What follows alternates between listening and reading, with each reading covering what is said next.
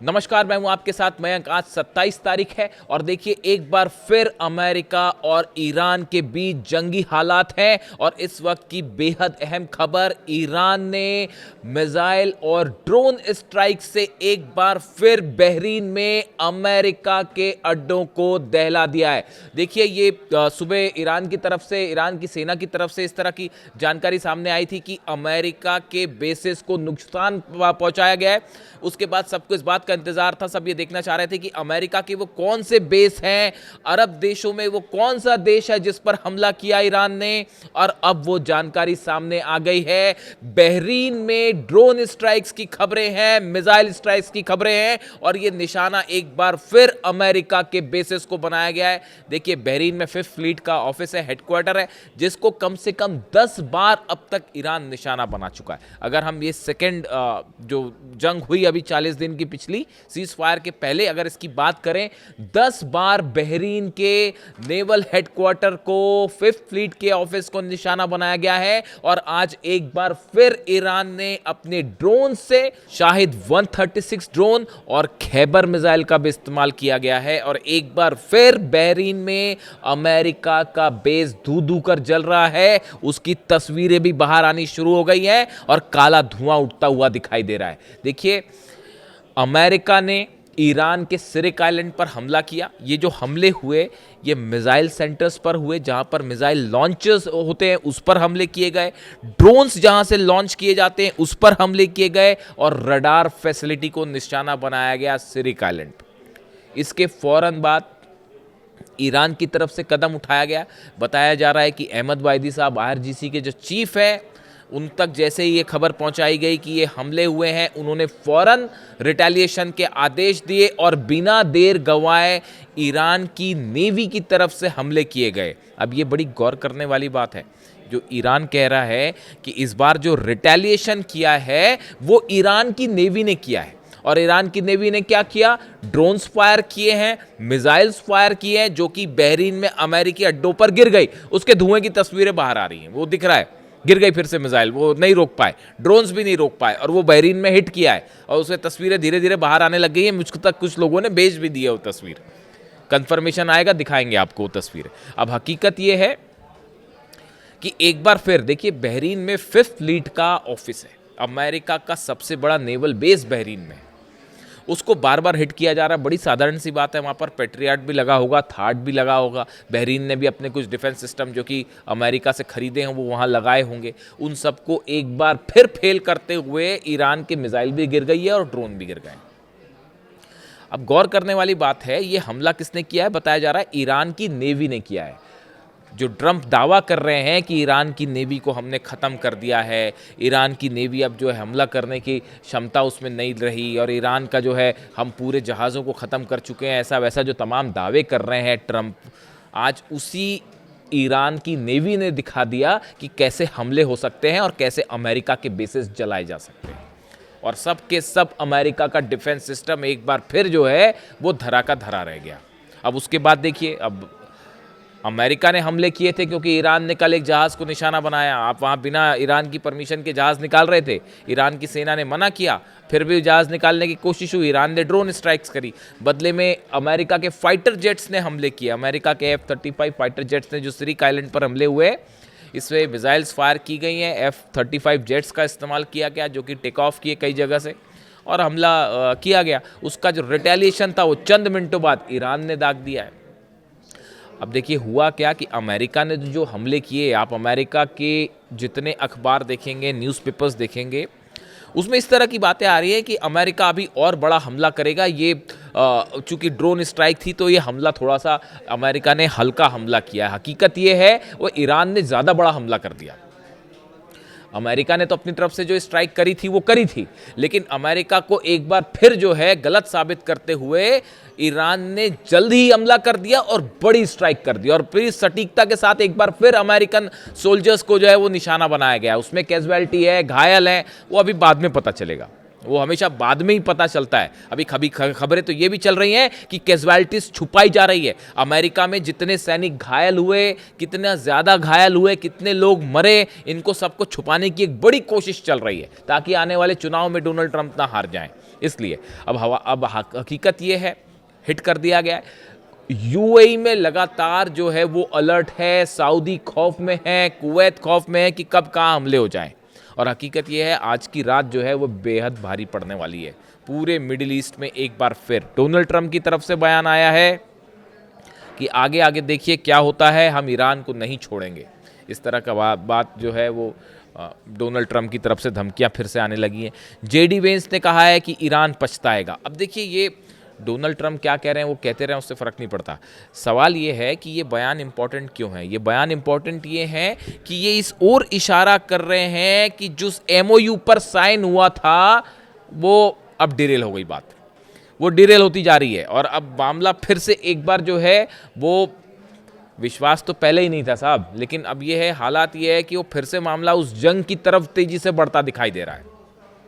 कई सारे डेवलपमेंट्स ऐसे हैं जो इस ओर इशारा कर रहे हैं कि जिस डील और एमओयू की चर्चा है वो फेल होनी तय है। अब आप देखिए इसमें कुछ तरह की जो नए डेवलपमेंट्स हैं, एक तो तुर्की को लेकर बड़े खबरें हैं कि तुर्की की डिफेंस इंडस्ट्री जो है, देखिए नेटो की समिट होने जा रही है अगले महीने अंकारा में, राजधानी में, तुर्की में।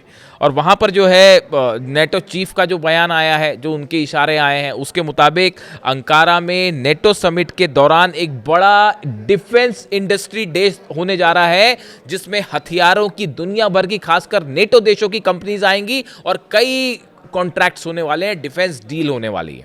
और बताया जा रहा है कि अमेरिका ने जो है वो मुहर लगा दी है। डोनाल्ड ट्रंप ने तुर्की को 6,600 करोड़ के जेट इंजन्स देने के लिए जो है वो स्वीकृति दे दी है, उस पर मुहर लगा दी है। कान जो फाइटर जेट है तुर्की का, कान नाम है उसका, उसमें जो है जो जेट लगेगा उसकी रिक्वायरमेंट थी तुर्की के लिए, तो वो देने के लिए तैयार हो गया है अमेरिका। और 6,600 करोड़ की डील होने जा रही है। नेटो की वहाँ समिट हो रही है, उसके पहले आप देखिए ये जो करीबी जताने की कोशिश कर रहे हैं ट्रंप तुर्की के साथ, ये कई सारे मिडिल ईस्ट में पावर बड़ी तेज़ी के साथ चेंज हो रहा है। देखिए ये एक जो खबर थी, मैंने आपको सुबह ही, आज जो पहला वीडियो बनाया था सुबह हमले के बाद, उसमें मैंने आपको ये कहा था कि अमेरिका के जो बेस खाली करने वाली बात आ रही है, दरअसल अमेरिका वो बेसेस हटाना चाहता है जिस पर ईरान हमला कर रहा है। देखिए वो अभी दोपहर होते होते तक खबर कन्फर्मेशन आ गया उसका।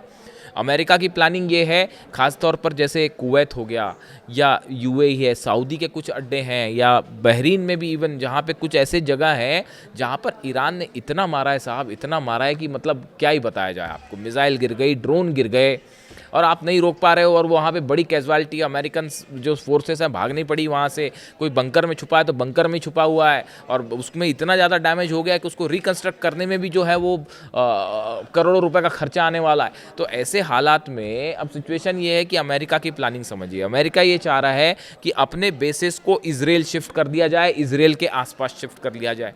उससे होगा ये कि अगर आप, एक तो हमले करने में आसानी होगी कि अगर इजराइल भी हमले कर रहा है वहीं पे पास से ही अमेरिकन बेसिस से भी हमले हो रहे हैं।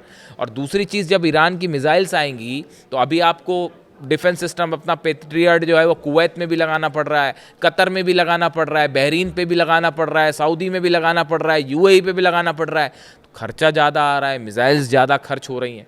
तो फिर प्लान क्या है साहब, इजराइल के पास लगाइए ताकि जब ईरान हमला करे तो सिर्फ इजराइल को ही, मतलब एक ही आप डिफेंस सिस्टम से आप इजराइल को भी बचाने की कोशिश करेंगे और खुद को भी बचाने की कोशिश करेंगे, और हमला करना भी आसान रहेगा।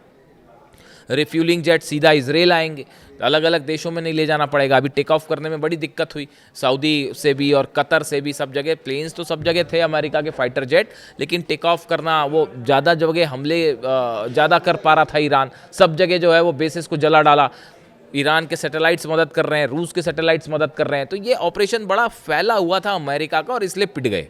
आप अगर किसी वॉर जो स्ट्रैटेजी बनाते हैं, आप उनसे बात करेंगे तो देखिए क्या है, ये सब बेसिस देखने में अच्छे लग रहे थे, लेकिन कि भाई इतने देशों में हमारे बेसेस हैं अमेरिका की, और इतने में जो है वो जॉर्डन में F-15 खड़े हैं, और कतर में F-35 जेट्स खड़े हैं, सऊदी में F-35 जेट खड़े हैं, F-16 यूएई में। ये सब बोलने की बातें थी, वो जब मारनी शुरू करी ईरान ने तो कुछ नहीं बच पाया। तो इन्होंने कहा कि अब जो काम के बेस नहीं वो हटाइए, बाकी इजराइल शिफ्ट करिए, यानी फोकस इजराइल के आसपास है कि यहीं पर बेसेस शिफ्ट कर लीजिए। तुर्की है के साथ जो संबंध तेजी से बढ़ रहे हैं, देखिए आप आइसोलेशन में नहीं देख सकते, मैं फिर कह रहा हूं आपको। रूस में बड़ी तेजी से हमले हो रहे हैं, रूस की ऑयल इंडस्ट्री को खत्म करने की कोशिश चल रही है, उसके तेल को रोकने की कोशिश चल रही है। तुर्की को अपने पक्ष में रखना चाह रहे हैं डोनाल्ड ट्रंप, संभवतः अरब, इस पे हम अलग से बात करेंगे। अरब देशों के भी अमेरिका से जो समीकरण थे वो तेजी से बदल रहे हैं। अब तुर्की जो है वो एक नया पावर सेंटर के रूप में उसको आगे बढ़ाना चाह रहे हैं ट्रंप। क्या उसमें उसके पीछे उनकी मंशा क्या है, ये कई इस पर अलग अलग राय है, इस पर हम एक अलग प्रॉपर वीडियो करेंगे। लेकिन देखिए अभी हालात ये है कि जितने अरब देश हैं सब के सब खौफ में है कि कहीं आज रात को जो है ईरान की तरफ से फिर बड़ा हमला तो होने नहीं जा रहा। और ये जो बयान आए हैं खास तौर पर डोनाल्ड ट्रंप के और जेडी वेंस के कि आगे आगे देखिए क्या होता है और ईरान को बख्शा नहीं जाएगा, क्या एक बार फिर बड़ी स्ट्राइक आज रात को देखने को मिल सकती है।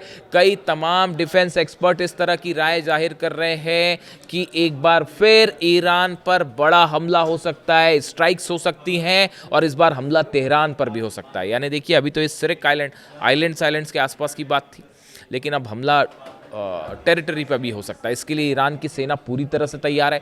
ईरान के सारे कमांडर्स को सुप्रीम लीडर की तरफ से आदेश आ चुके हैं कि जो भी जैसा भी हमला होता है उसका फौरन जवाब दिया जाए और करारा जवाब दिया जाए। आईआरजीसी के तमाम कमांडर्स यही बयान दे रहे हैं कि अब की बार अगर हमला किया तो जंग वैसी नहीं होगी, हमले वैसे नहीं होंगे जैसे पिछली बार हुए, उससे कहीं ज्यादा बड़े हमले करेगा ईरान। इस तरह की बातें सामने आ रही हैं। जब से सीज फायर हुआ है उस सीज फायर के अगले दिन से ईरान में ड्रोन चाहे बनाना हो, चाहे मिसाइल्स हो, चाहे डिफेंस सिस्टम हो, हर दिशा में ईरान तेजी के साथ इस बात के लिए तैयार हो रहा है कि जंग हो सकती है। ऐसे ही इंडिकेशन तमाम इंटरनेशनल जो एजेंसीज हैं, चाहे वो केजीबी हो रूस की, चाहे चाइना की हो, तमाम एजेंसीज इस ओर इशारा कर रही हैं कि ईरान को एक बार फिर नए सिरे से घेरने की कोशिश चल रही है।